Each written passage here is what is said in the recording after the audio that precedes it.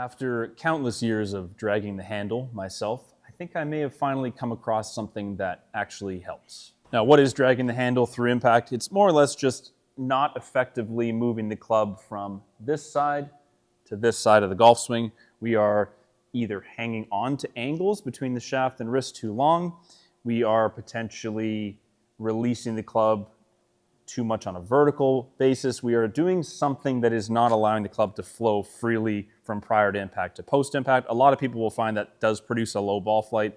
It can produce pulls, it can produce poor short game, stub chips, bad bunker play, driver that's too directionally missed. So what I'm going to focus on with this particular drill is actually the lead arm. If you are like me and find that your trail arm works this way towards the target for too long and not enough around this way where my elbow starts to face back upward, and I know that's definitely not how I normally swing because I just felt stretch in my shoulder. Now, who brought this to my attention? I was working on a 3D assessment with Ian Meller, who was visiting up from the Orlando area. He kind of gave me a few of these drills and thoughts to work on. Make sure you follow him on Instagram and YouTube as well. He's got tons of really good drills. A quick exercise you can do for this, get a little resistance band wrapped around your waist, hold that with the lead side, and just make some small turns towards the target while stretching the band away from you this way, and you'll feel it quite a bit in the back of your kind of shoulder here, back of your arm, even a little bit. And when you pick the club back up, you'll sort of find that the club just sort of floats its way into that position a little bit on its own. Elbow working its way upward, crease of your elbow versus kind of elbow crease staying pointed back towards you, or the point of your elbow going towards the screen. And that sort of towards the screen motion is the thing that sort of either holds the face open, holds the face hooded, and you're going to have a lot of compensations to make down by the ball. And then make a couple of just lead arm swing motions where you take the club back halfway, down to impact, and then through impact, I'm going to move my elbow upward this way. So I'm actually going to feel the elbow pointing upward by the time it gets to kind of arm parallel to the ground, and I'll let it flow into my follow through. Now, you probably will feel a stretch in this lead shoulder. If you're the type of person that doesn't move the club that way naturally, it will probably feel like a little bit of stretch. Feeling it, holding it in that position, and then I'm just going to hit one. So I'm really only going to, my only thought is going to be in my follow through, get that arm to flow that way, get the elbow crease to point upward through impact.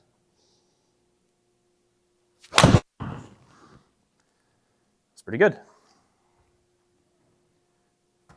So I've only been working on this for a couple days, so we're not going to look at the high-speed footage and see night and day differences. The reality is any amount you get this lead arm working better, you will really start to notice a difference in the ball flight.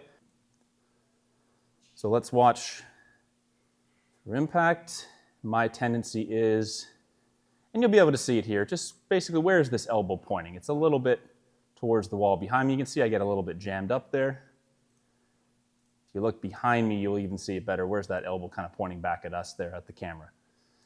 And so that's exiting on a little bit of a high plane here with the arms versus a little bit more around. So visually, I'm not going to see a huge difference right away. The flow of it looks a little bit different to me, having seen my swing a lot of times. And more importantly, how the swing actually felt, how the club released. It felt much freer. I kind of felt like I wasn't hanging on to the club as much. I wasn't dragging the club as much. There's really no other way to describe it. The end result of that would be is the ability to square the face without kind of hooding and shutting the face. Now, one place you'll really notice it is chipping or just any short pitch shot with the wedge. Anyone dragging the handle will be familiar of this feeling of like getting down by impact and just kind of going, oh God, some sort of yipping action or late compensation to kind of make decent contact. I mean, is there one defined pattern? Not necessarily. I've gone through phases where I really thin the ball a lot when I'm pitching. I find it hard to flight it particularly high without sort of an extreme motion. And contact off a tight lie would be a bit of a nightmare. In the bunker, you would really notice your bunker shots coming out low and hot. So if that sounds like you probably have a little bit of this pattern. With the way the club releases, you're sort of having it this way. You can see there's not much loft. And then last minute, you're kind of trying to make it happen. Issues with low point would be very common. So a good pitching drill, if you just take this back a notch from the 7-iron, is more or less placing the club through impact like we talked about with the lead arm. Get this elbow to rotate around, so more this way in the finish. And I kind of hold that position for a second. And I'm not exaggerating. I do feel like a lot of stretching all through here on my lead side. Again, I doubt I'm physically incapable of doing this. It's just not the way that my body moves naturally. You're going to have to train it in there a little bit. So sort of cueing that spot, holding it. And then I'm just going to hit like a, 50-yard pitch shot and try to finish more in that position with my arm. Pretty good.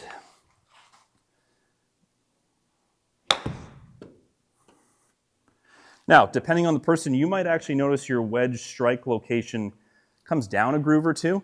A lot of that handle dragging action often presents the high part of the face. So if your wedge shots don't look great, they kind of launch a little high and they come out a little knuckly from a variety of lies, bunkering included. That could be part of it. Your contact point with that handle dragging motion tends to be high in the wedge. So you don't get a ton of energy off it, but it flies in sort of a lob shot type way. Not as much of kind of like a nice low to mid trajectory with more spin. Just going to do that one more time. So I'm going to feel it into impact, square. Then I'm just going to physically watch my elbow and whatever's easier for you to think of. Either I'm thinking of the point of my elbow down to the floor, or I'm thinking of the crease of my elbow up to the sky and moving around me. And just kind of hold that spot for a second. And then I'm just going to try to move the club into that position through impact.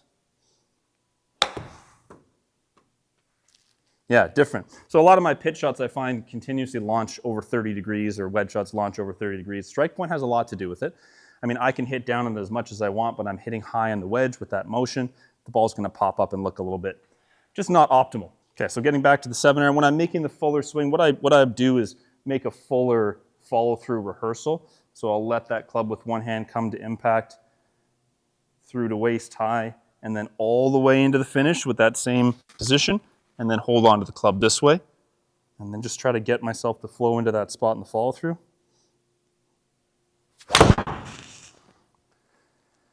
It's only been, as I said, about a week and a half of working on it, but it's a noticeable difference. My ball starts more on line. And overall, honestly, what it feels like is just through impact, it just feels a little less flinchy. Like I don't have to make something magical happen in this 0.1 of a second right before impact. The club is, because I've given it a, call it end point, I've given a direction over here, the club is naturally going to start to move better prior to impact. Sometimes a little bit of end point direction I find is more effective than kind of giving myself a cue back here, release the club a certain way here. Never had luck with it, especially with this handle dragging. If I've ever tried to feel the club release or whip earlier or something, to be honest, I've never really had it make that much of a difference. And I think it's because despite all that effort, I was still moving this elbow through, getting a little jammed up, and it wasn't releasing around, so naturally it wouldn't be all that clean on this side of impact. Now, driver, the pattern, obviously, whatever you're doing, it just gets worse with the driver. So when you're dragging it, low pulls, knuckleballs, high pushes, all kinds of different strike issues, and obviously directional control issues. So I find if my timing isn't on, I'm going to have a hard time hitting my driver. Couple rounds with this feel so far, I've hit much better 3-woods, 5-woods, and drivers that they're a little higher than normal, which is a good sign. And they just have a little bit more of the natural draw shape. There's a bit more consistency to it.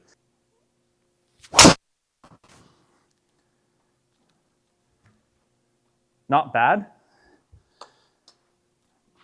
If I was being picky, at 93 feet, it's a little bit low. Wouldn't be upset with it, but not perfect. So let's make a little bit more. Let me actually grab the band and do one myself. Practice what I preach. Just a couple little turns, a little bit of stretch. You don't have to go crazy.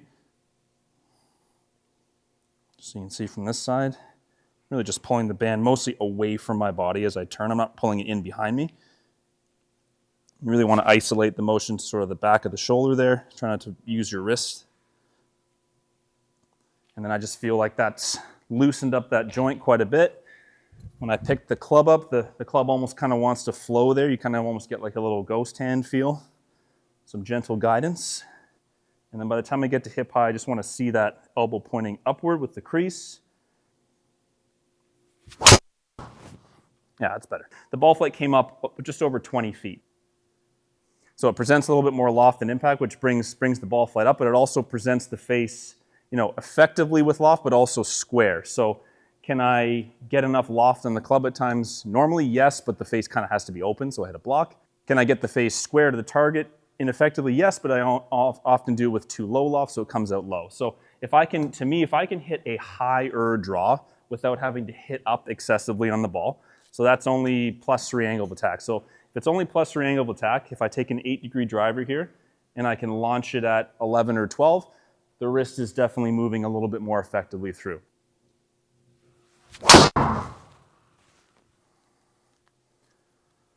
Pretty good too.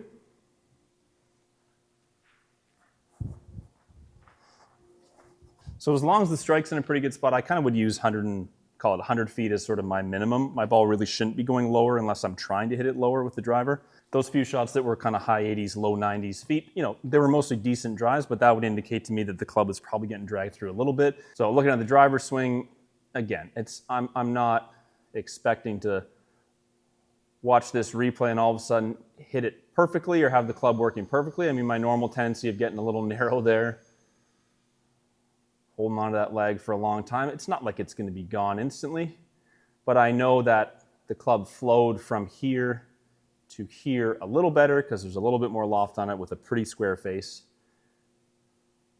Going to the finish, is that elbow, to be honest, this is not too bad. That's pointed a little bit more down at the ground, a little bit less there.